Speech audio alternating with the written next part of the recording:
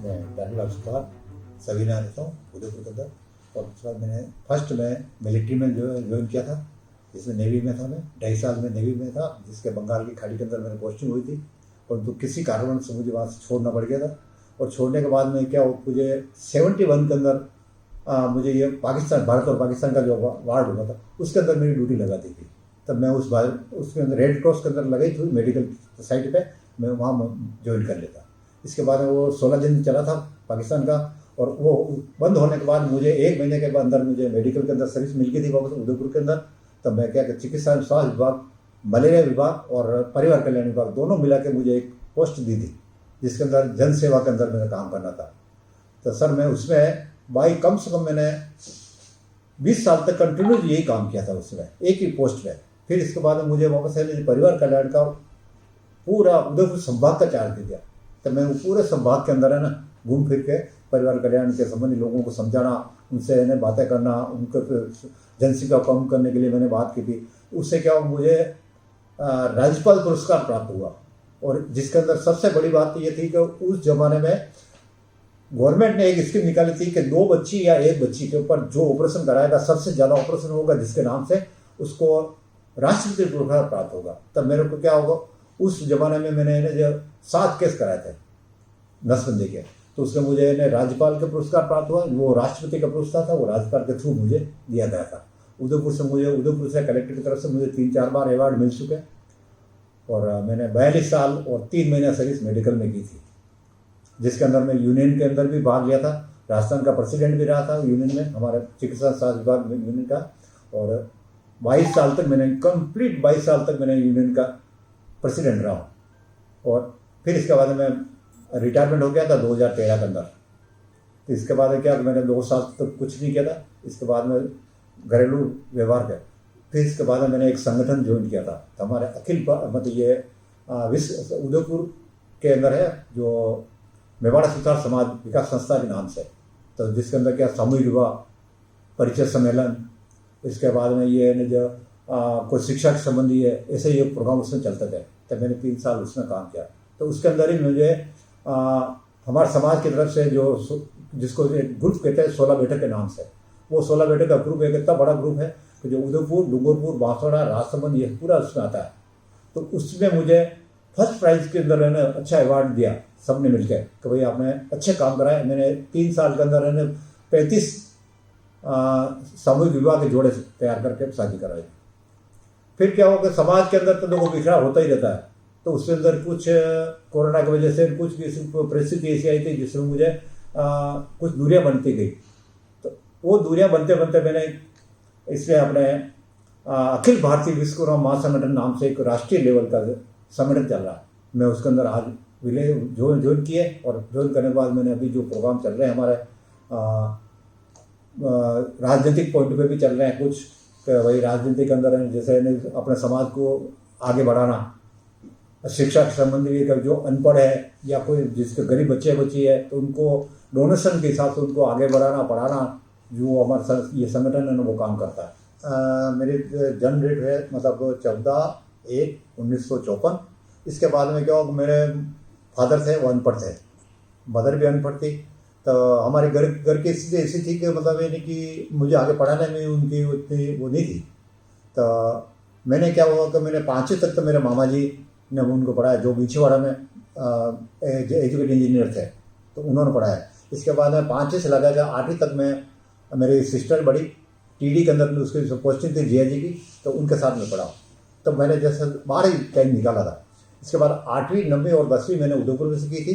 तो वो क्या, सुबह हम जाते थे पढ़ाई करने, दिन को 12 बजे छूटते थे। 12 बजे बाद हम कारपेंटरी काम करता था मैं, और कारपेंटरी काम से जो पैसा मिलता था वो हम शिक्षा में और मेरे ड्रेसों कपड़ों में या मेरे रियली उसमें खर्चे में काम लेता था। इस तरह मैंने ना 10वीं तक की। और 10वीं में जब मुझे 9th के बाद मुझे एक पीरियड मिला था, भाई आप कौन सा विषय लेना चाहते हो। तब मैंने क्या 69 के अंदर की बात है।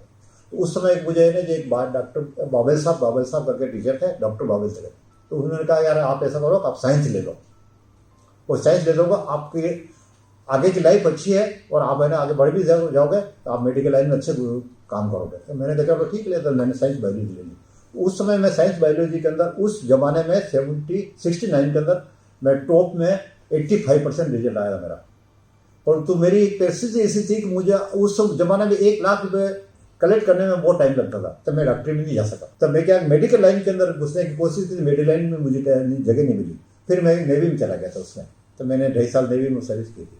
तो ये मेरी घरेलू स्थिति इसी में पोर था उसमें।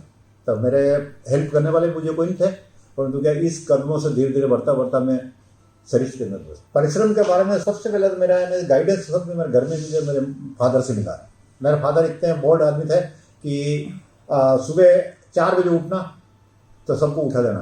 खेती का हमारे पास खेती थी, तो खेती में जाना तो सुबह मुझे साथ में लेके चला जाता था। मैं खेती का काम भी काफ़ी करता था, पता नहीं कि चरस चलाना, रेंट चलाना, खेती के ऊपर गेहूँ बोना, काटना, ये काम तो सब कर लेता था। मेरी मिसेज और हम दोनों ये काम करते थे।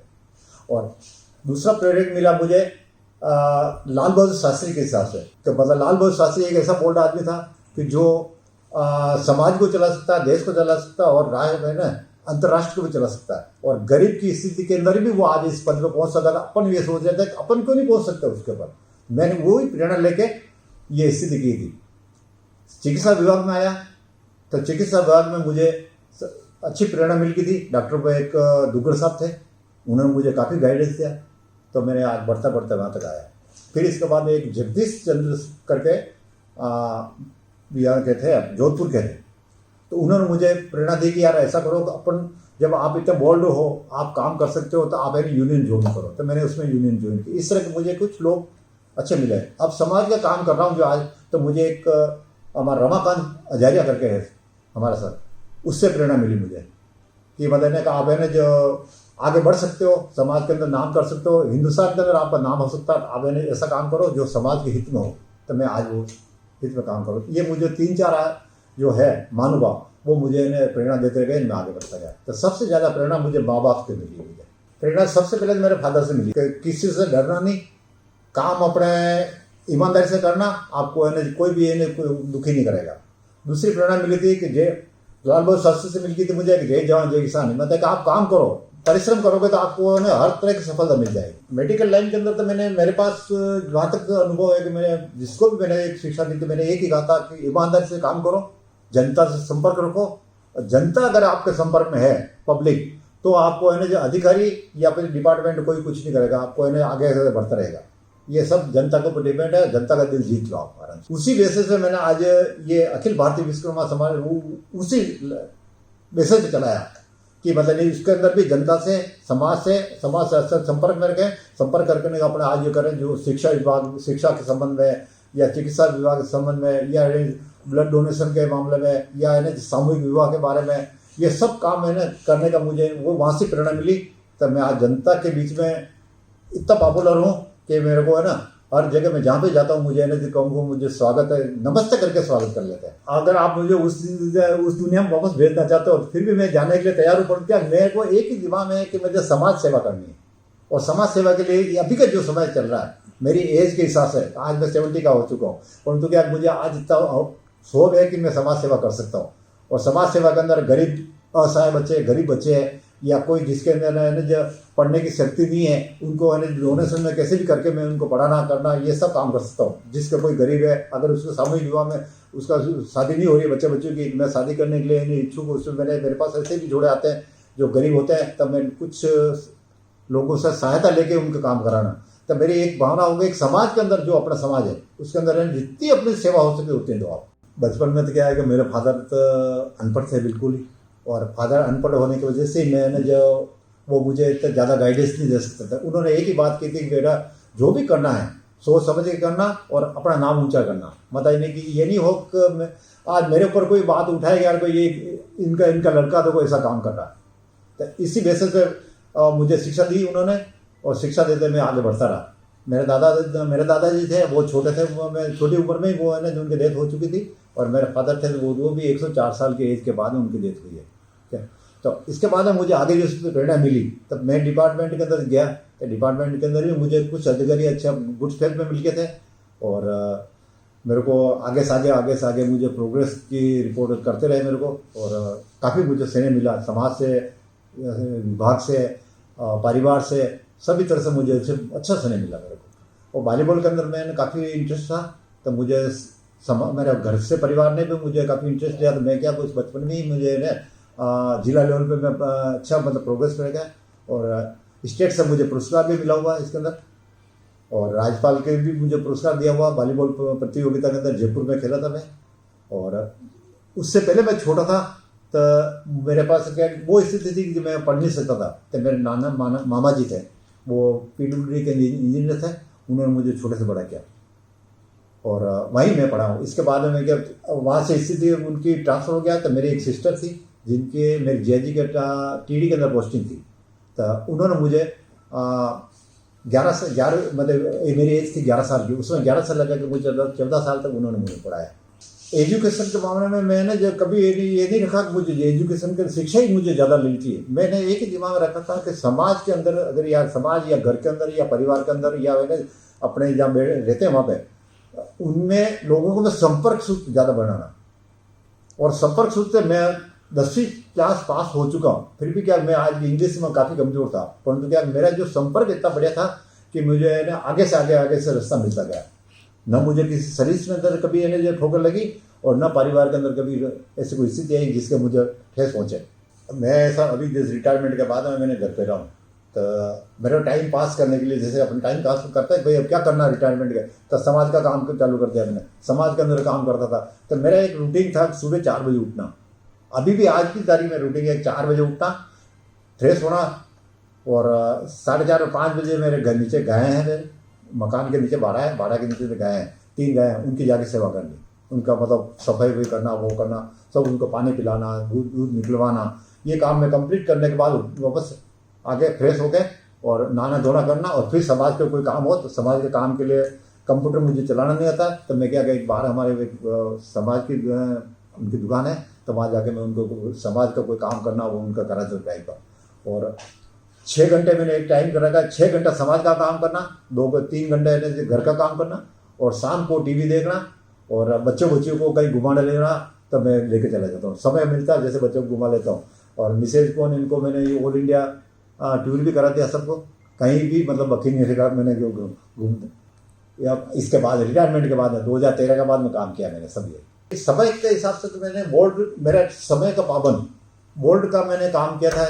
नेवी के अंदर मैंने ज्वाइन की और 2 साल की मैंने ट्रेनिंग करने के बाद 2 साल मैंने सर्विस की। उस समय से मुझे एक हो गया कि समय एक बलवान है। तब मेरे को कोई भी अगर इन्हें टाइम बताएगा मैं उस टाइम पे पहुंच जाऊंगा। सबसे बड़ी बात है मैं टाइम का बेंचो ला गया। घर के अंदर भी हूँ, बाहर भी हूँ, मेरा इसमें टाइम के हिसाब से मैं आज चल रहा हूँ। और टाइम के हिसाब से मैं बोल्ड भी हूँ कि मुझे ये करना है कि मेरे को है ना जी ये काम करना है, तो वो काम करके चाहे भले 2 दिन लगे या 3 दिन लगे, उस काम को कैसे करना है मैं लोगों से राय लेके, जनता से राय लेता हूँ, समाज से राय, घर से राय लेके उस काम को कैसे पार करना मैं करके बता देता हूँ। ये मेरी एक ठेठ से आदत है। तो मेरे को क्या बोल्ड पना ही रहता है। और बोल्ड पढ़ने के अंदर आप जानते हो वो फिर वो घरेलू जैसे परिस्थिति आती है ना, उसमें वो इग्नोर नहीं हो सकता। भजन गाना है, गाने गाना, या फिर ये करना वो नहीं। मैं इनको कहीं घुमाने ले जा सकता हूँ बच्चों को, या मैंने इनको खिलाने के लिए मेरे को साधन ले जा सकता हूँ, पर क्या गाने और ये भजन मैंने कभी नहीं गाया। आज की जो इंटरव्यू के अंदर मुझे जो समय दिया गया और मेरी तरफ से मैंने इंटरव्यू दिया, उसके अंदर अगर किसी प्रकार कोई गलती हो, कुछ भी हो, तो मैं इसके लिए क्षमा चाहता हूँ। दूसरी बात, ये जो प्रोग्राम आपने देखा है और देख रहे हैं, उसके लिए मैं आपको बहुत बहुत आभारी हूँ और धन्यवाद।